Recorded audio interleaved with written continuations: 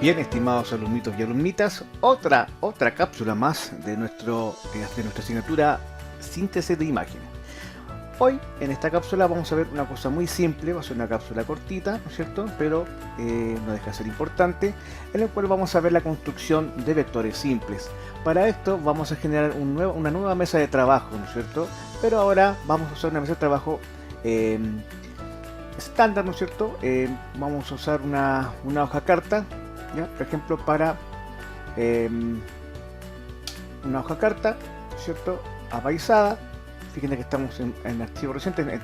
No he usado ninguna de las opciones que me ofrece a Illustrator, sino que yo recién estoy usando esta opción formato carta. La voy a usar apaisada. Aquí están los formatos en centímetros las dimensiones en centímetros de esta hoja carta. Vamos a usar solamente una mesa de trabajo, pero fíjense que ya mi rango de color o mi forma de colores está en RGB, ¿no es cierto? Entonces ya estamos usando otro tipo de color para efectos de generar imágenes que se van a exponer o se van a plasmar en pantallas luminosas. Y vamos a crear, ¿no es cierto?, este archivo, y se nos va a generar el archivo formato carta.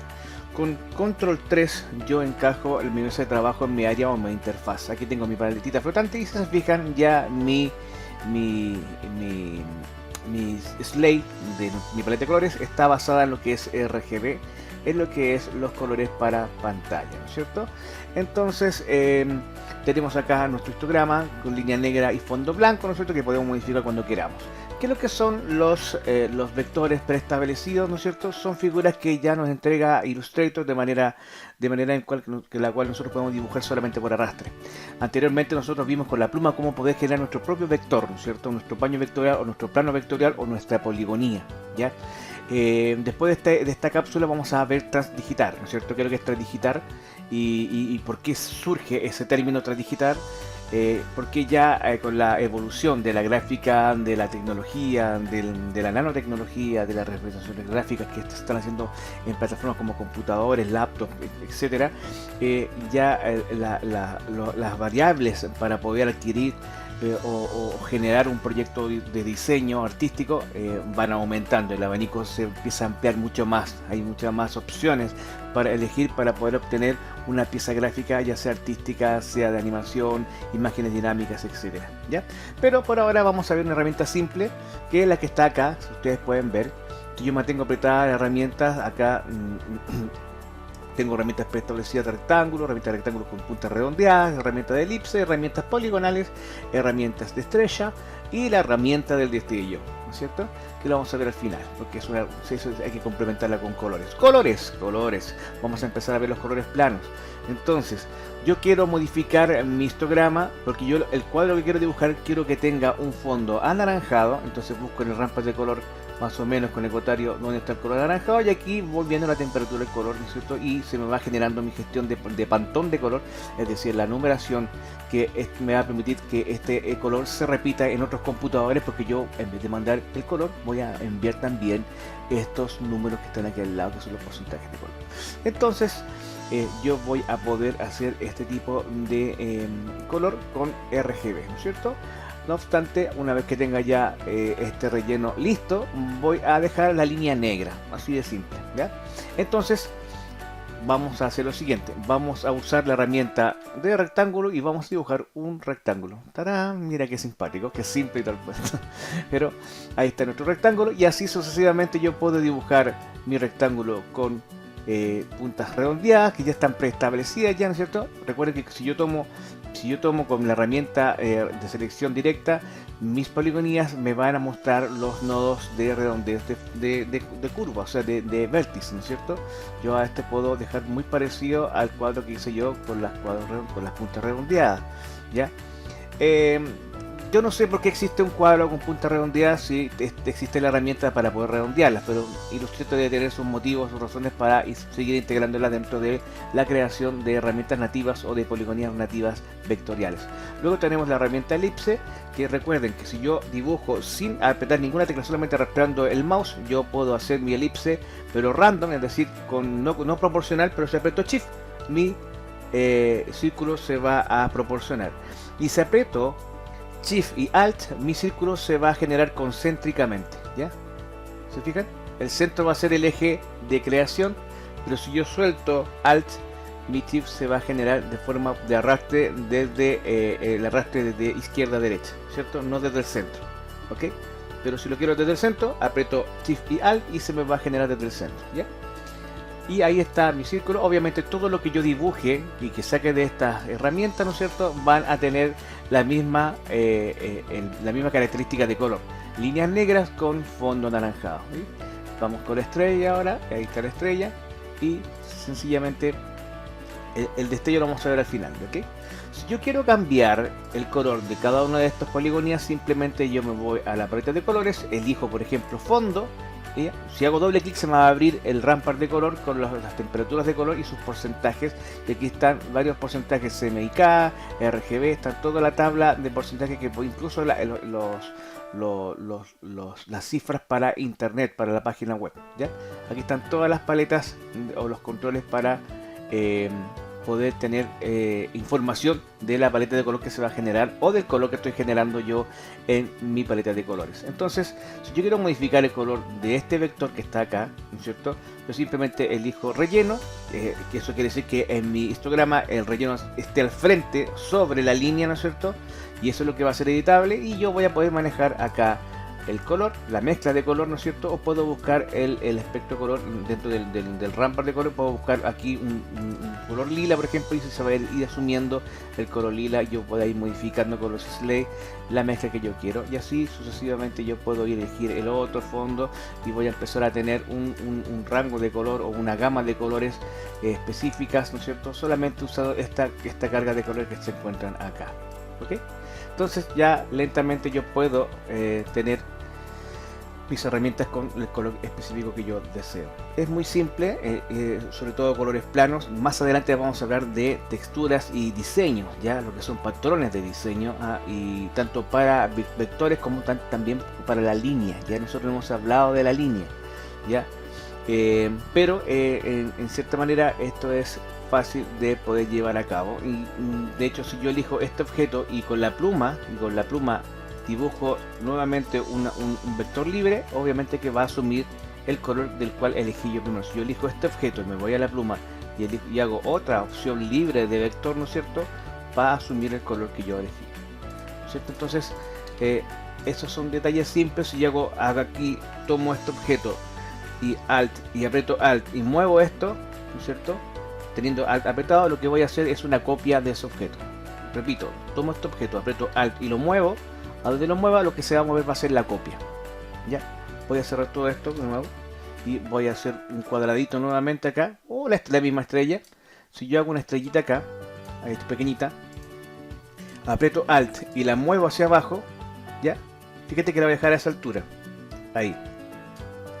Entonces la copia se hizo a este tamaño, ¿no es cierto?, ya a esa distancia. Si yo aprieto ahora Control D, voy a ir repitiendo las estrellas al mismo tamaño y en posición que se hizo la primera copia, ¿ya?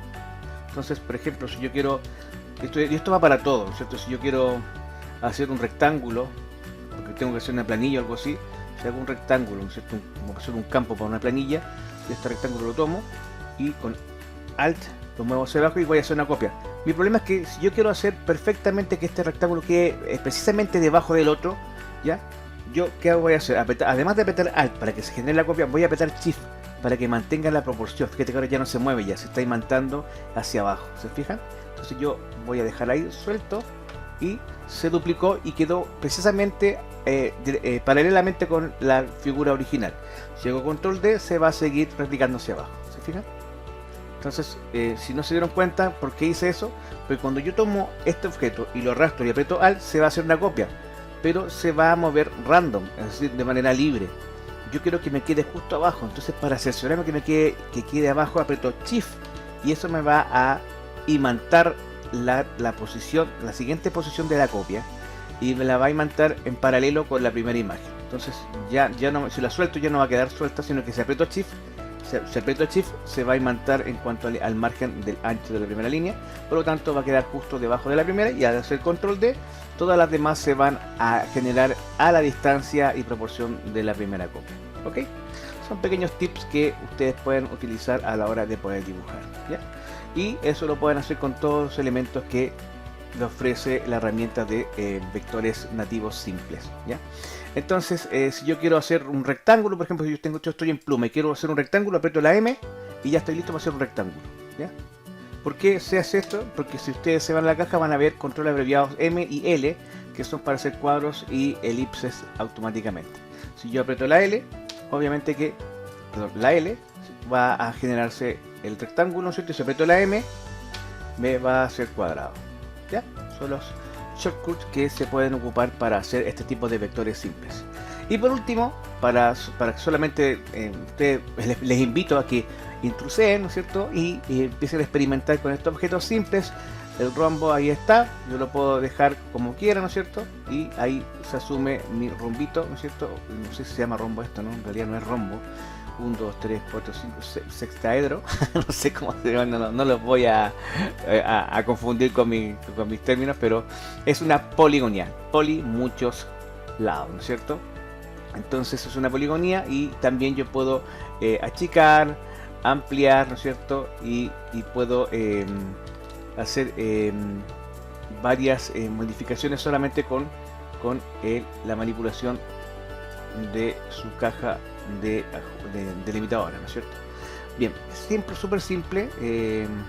Si quiero hacer una, fíjense bien, voy a mover acá, control D, ¿no es cierto?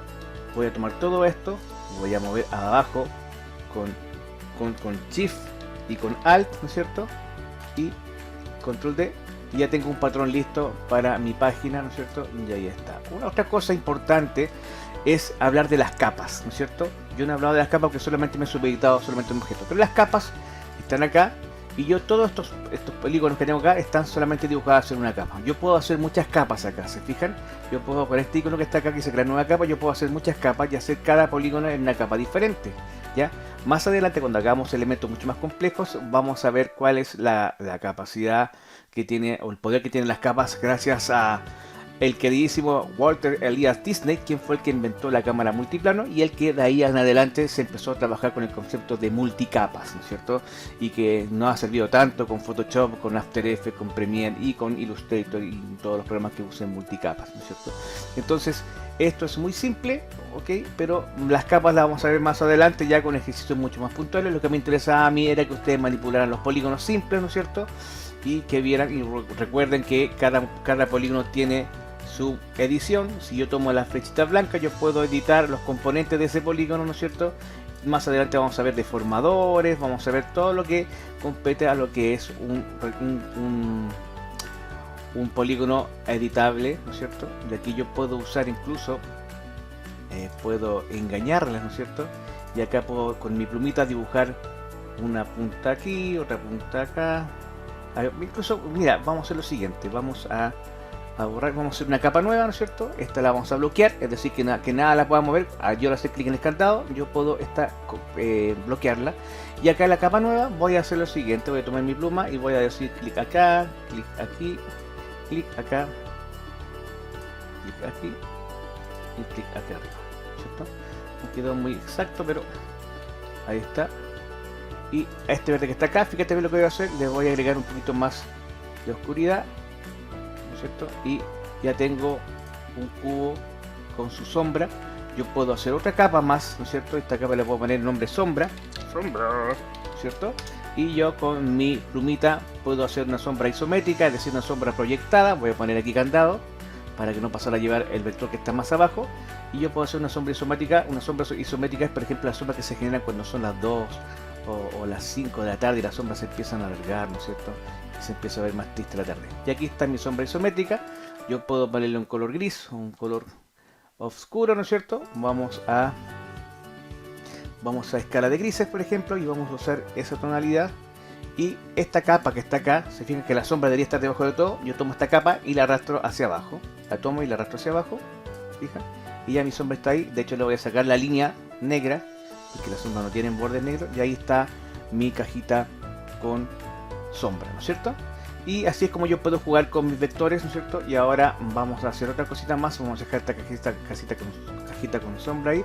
Vamos a dibujar un rectángulo de color, vamos a hacer un color verde, ¿no es cierto? A ver, un color verde. Vamos a salir de escala de grises, vamos a RGB y vamos a elegir un color verde. Aquí los colores son muy chillones, ¿no es cierto? Porque está pensado para lo que es pantalla, así que vamos a tratar de un poco opacar el verde, la tonalidad de verde. Y ojo que aquí hay que tener cuidado. Vamos a usar una capa nueva para hacer este fondo, ¿no es cierto? Y en esa capa nueva vamos a hacer un césped, ¿no es cierto? Ahí, ping, ahí está el pastito. Mira el pastito, mira qué fea se ve la sombra. Y luego estoy duplicando ese césped verde, ¿no es cierto?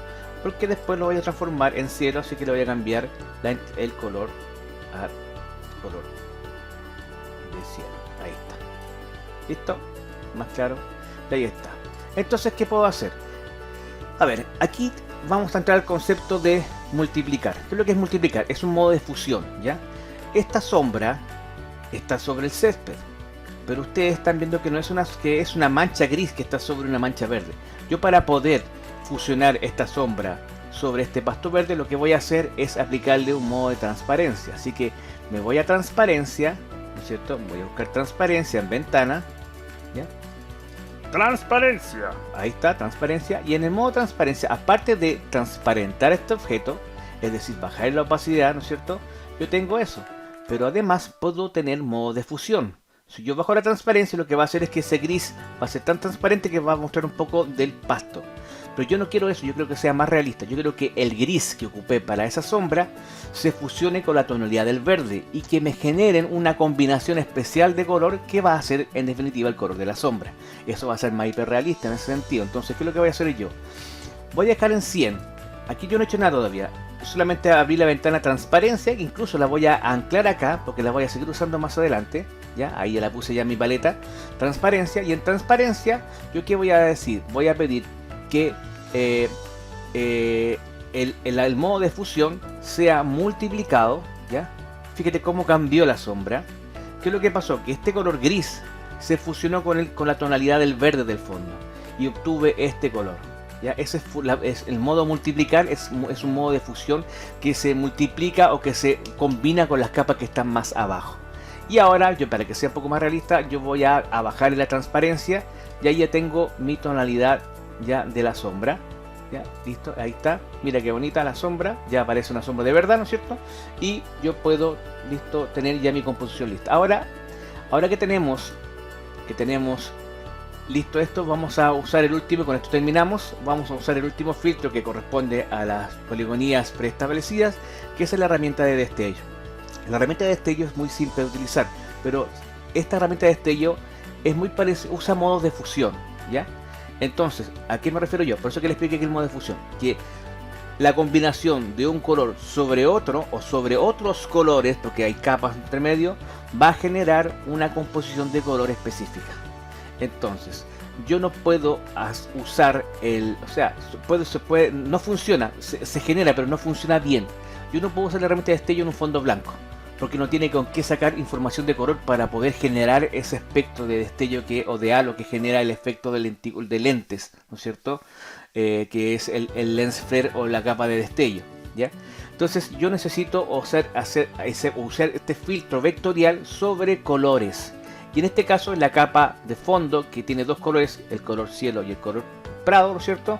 Yo voy a aplicar mi destello. Así que voy a tomar esta herramienta y fíjense bien, me voy a poner en este punto, elegí la herramienta de destello, elegí este punto y voy a hacer clic y voy a arrastrar en primer lugar. Ahí hago el ancho del halo o del primer brillo y luego me voy soltando el cursor. Yo solté los botones del mouse y voy a poner en este lugar y voy a hacer clic de nuevo con el mouse y voy a hacer esto, ¿cierto? Al hacer clic en el siguiente botón me va a generar el halo, ¿ya? Y ahí tengo yo un filtro, ahí tengo el efecto de destello que requería. Puedo volver a hacerlo nuevamente, ya, o control Z, tomo el destello y yo puedo hacerlo acá, por ejemplo, hacerlo muy grande acá y acá hago, hice clic con el botón izquierdo, ahora hice clic por segunda vez con el botón izquierdo del mouse y elijo dónde quiero que vaya el halo o los efectos del lente, ¿se fijan?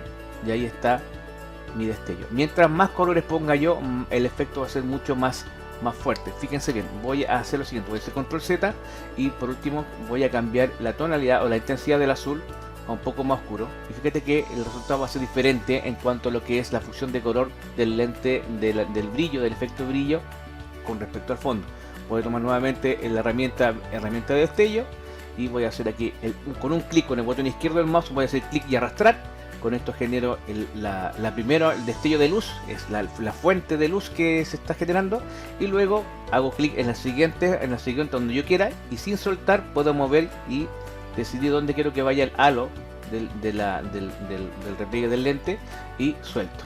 Y ahí fíjense que como le cambié el color más oscuro, se nota mucho más el efecto de lens flare o de destello vectorial que me genera Illustrator. Ahora con control Y yo puedo ver la construcción en alambre que usa Illustrator para hacer estos objetos. Recuerden que son objetos recalculables.